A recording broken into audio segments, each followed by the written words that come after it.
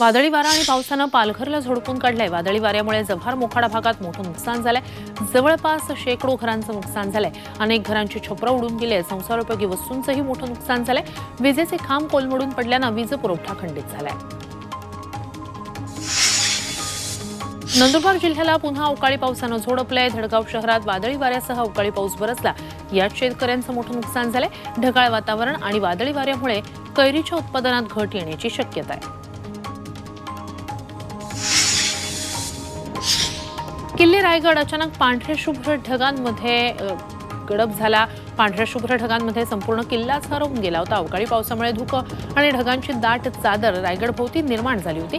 पाचाडमधील व्यावसायिक अनंत देशमुख यांनी ही दृश्य आपल्या कॅमेऱ्यात टिपली आहेत।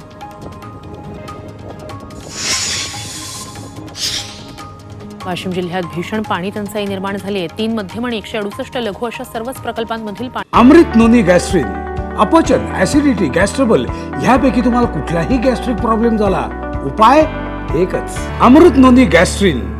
पाणी पातळी खालावली आहे। शहराला 10 दिवसातून एकदाच पाणी पुरवठा होतोय, त्यामुळे टँकर शिवाय नागरिकांना पर्याय नाहीये।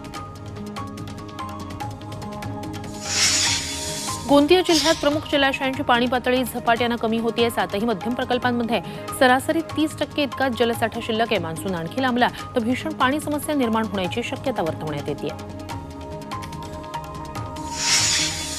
पंढरपूर तालुक्यात पाण्याअभावी द्राक्ष बागांवर दुष्काळाचं सावट पाहायला मिळत आहे। कासे गावातील शेतकऱ्यांना द्राक्ष बागेवर कुऱ्हाड चालवली। गेल्या 1.5 महिन्यापासून नीरा भाटघर कालव्याला पाणीच नाहीये। विहिरी कोरड्या पडल्यात। पाण्याअभावी द्राक्ष बाग जळून जात आहेत, त्यामुळे शेतकऱ्यानं हा निर्णय घेतलाय।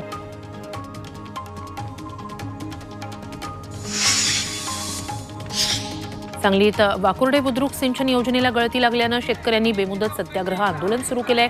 या पाणी गळतीमुळे शेतकऱ्यांचं मोठं नुकसान होतंय। करमजा इथल्या कालव्याच्या शेजारी शेतकऱ्यांचं बेमुदत आमरण उपोषण सुरू आहे।